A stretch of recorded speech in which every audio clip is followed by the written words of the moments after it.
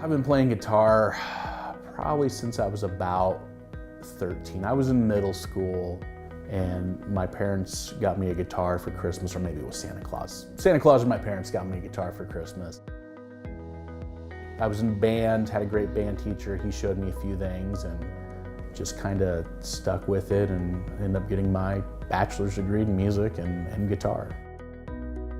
I had worked in the music industry for a long time. The idea kind of came from working in corporate America and constantly saying, I think I could do this in a better way. Honestly, it wasn't until I found out about the E-Community loan that it was something that I thought I could do. I kind of just wanted a local place for people to go and get some regional local products. The coffee is from Kansas City, the alcohol, a lot of it from McCormick over in Weston. Here in Atchison, we have our Till and Dordreamus, which I love those products. I've always loved mixology and doing bartending type deals, so I kind of wanted that to be a big part of this place too.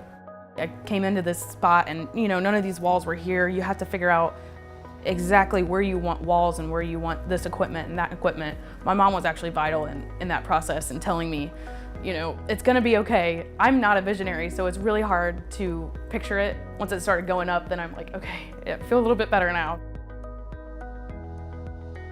At its most basic level, the Atchison E-Community Program exists to try and support and grow the culture of entrepreneurship in our community. And the way that it does that is providing gap financing. Sometimes somebody will have an idea, they go to the bank and the bank says, that's not quite enough money down for us, or we're not comfortable with that. And what this program can do is it can fill that gap, and it can provide financing that actually provides a better interest rate than the bank. Our local banks like it because it gives them more security and diversifies their risk. The city likes it because it gives us more small businesses, and of course the small business likes it because it allows them to actually start up and grow their business.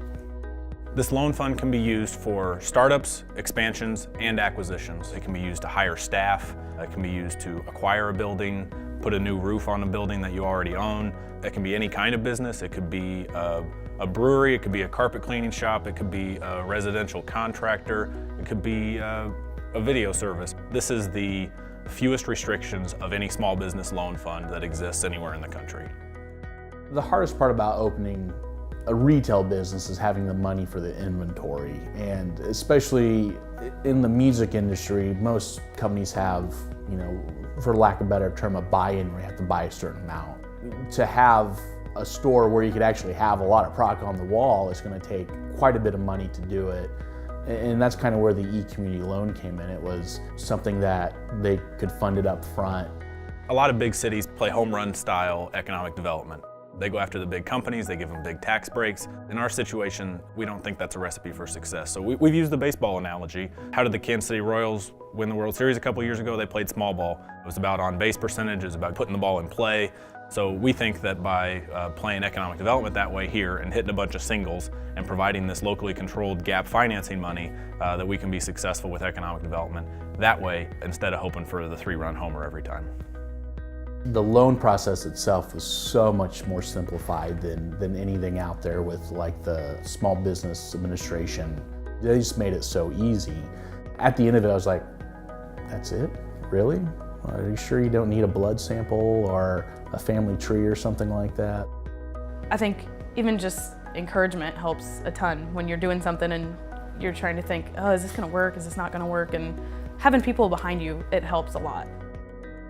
If you don't have reinvestment in your housing stock, in your business community, in infrastructure, in any of those facets of your community, if you don't see reinvestment, if you don't see new things happening, then you're just falling further behind. I just like that spirit. Why complain about where you live? Let's make it better and let's do things to make it a great place to be.